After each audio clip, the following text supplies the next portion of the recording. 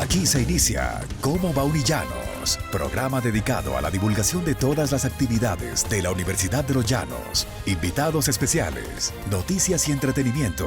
Unillanos. Un saludo a todos nuestros oyentes de Cómo va Unillanos, les habla Carolina Mora de Comunicaciones. Hoy estamos en otro capítulo y hoy vamos a hablar sobre tráfico de especies. Tenemos a dos grandes invitadas, a dos estudiantes del programa de biología que también son parte del semillero de investigación en Tomos, y hoy vamos a hablar de qué se trata, por qué es tan importante ser conscientes de la vulnerabilidad de estas especies, en específico de las mariposas y de los artrópodos, no solo en la universidad sino a nivel nacional.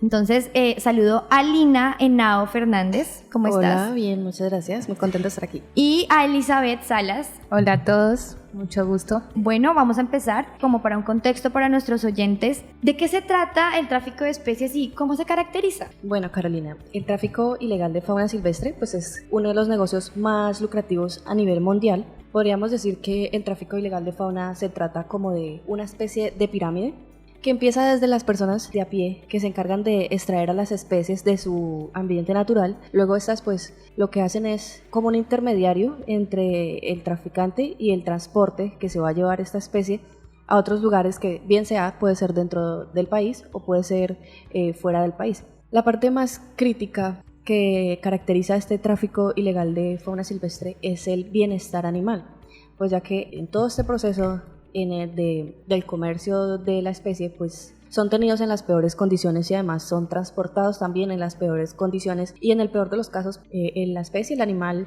termina muerto. Entonces estas son las consecuencias de este mismo transporte clandestino y de este tráfico ilegal. Digamos que lo puede realizar cualquier persona, como tú dices, de a pie, como Sí, también una sí. gran industria. Exactamente, cualquier persona puede ser traficante ilegal. Como dije anteriormente, pues es uno de los negocios más lucrativos, entonces esto como que incentiva a las personas que se dediquen más a este oficio, ya que con la finalidad de complacer la fascinación que tienen ciertos grupos de personas por obtener estos tipos de animales que podríamos decir que son exóticos, como los artrópodos porque tienen formas coloridas, o por ejemplo las mariposas porque son muy llamativas, son muy diversas en cuanto a tamaños, colores, son muy carismáticas. De paso pues pueden lucrarse a partir del ocio de estas personas.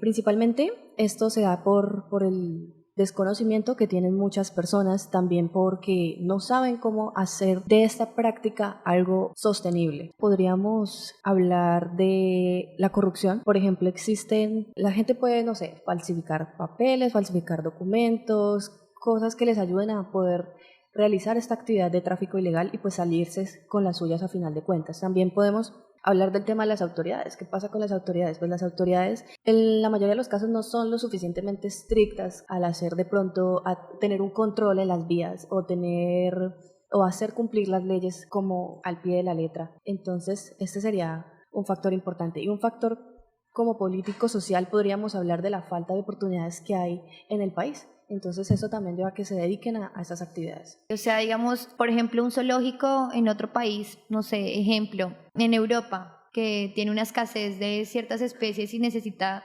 atracción, ¿puede recaer en el tráfico de especies? Sí, hay muchos casos que se han documentado o sea, los zoológicos son buenos para conservar, sí, pero de pronto pasan esa pequeña línea de la cuestión monetaria y entonces empiezan a buscar especies atractivas, llamativas para pues compensar todo eso. Para también satisfacer al turismo, sí, podría decirlo. O sea, está prohibido, hay reglas, hay parámetros, pero sí. La corrupción... Pues... Por ejemplo, acá en Colombia hay buenas leyes, o sea, no se niega eso, que pues más adelante hablaremos un poco de eso, y también internacional, Colombia también tiene convenios, pero uno nota que, no sé, se lo pasan como... Por la galleta, como dicen por ahí. Exactamente. Básicamente no hay un control suficiente por parte de las autoridades. Sí. Y además también hace falta un poco más de monitoreo, que lo hablaremos más adelante. Y en Colombia me imagino que está muy alto. Sí, pues en Colombia, bueno, primero que todo, Colombia está ubicado, pues, es un país muy privilegiado, hablemoslo así, es uno de los mayores, pues, biodiversos del mundo, y por eso, pues, es un blanco clave de muchos, no sé si se podría decir mercenarios, porque Pues así sí, se podría decir, y pues entonces ponen a la mira a Colombia. Entonces es el segundo país con más tráfico ilegal de animales. O sea, uno pues piensa y dice, bueno, ¿pero por qué? Bueno, primero somos gran diversidad de especies y segundo, por las faltas de oportunidades. Si uno se pone a leer, las personas que trafican son de departamentos, municipios muy alejados, o sea, muy, muy lejos, y lo único que tienen es eso.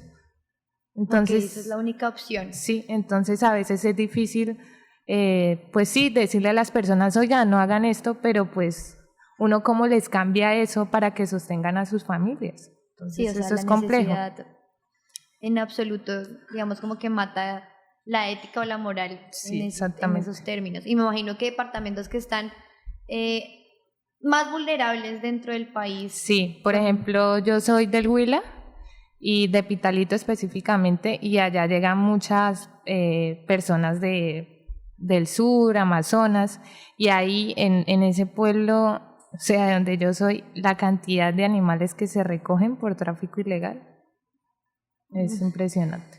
Y nosotros como simples mortales, ¿cómo podemos, por ejemplo, averiguar más si en nuestro espacio, en nuestro entorno está pasando esto?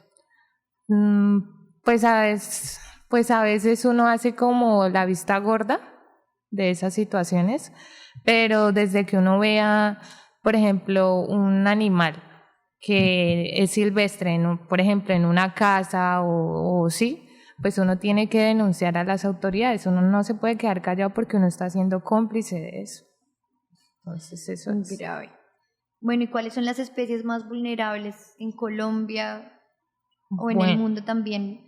Bueno, pues a nivel nacional, pues se tiene más o menos un consolidado de, por ejemplo, de aves, 234 especies de aves, 76 mamíferos, 27 reptiles y 9 en anfibios.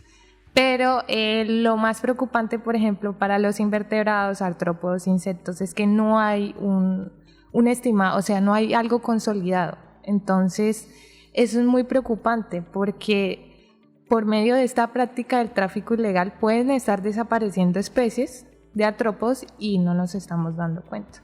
Claro, es peor que no haya información, Sí, que no esté exactamente. visible.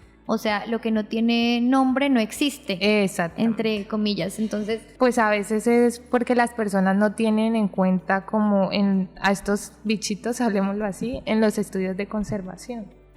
uno les tiene más miedo que otra cosa. Sí, también la parte cultural va mucho ahí.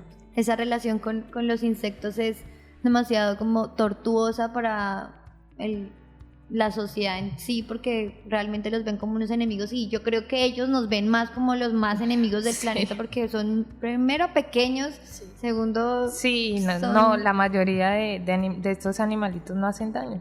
Y la mayoría de las veces no son no son muy tenidos en cuenta al momento de hacer estudios de conservación.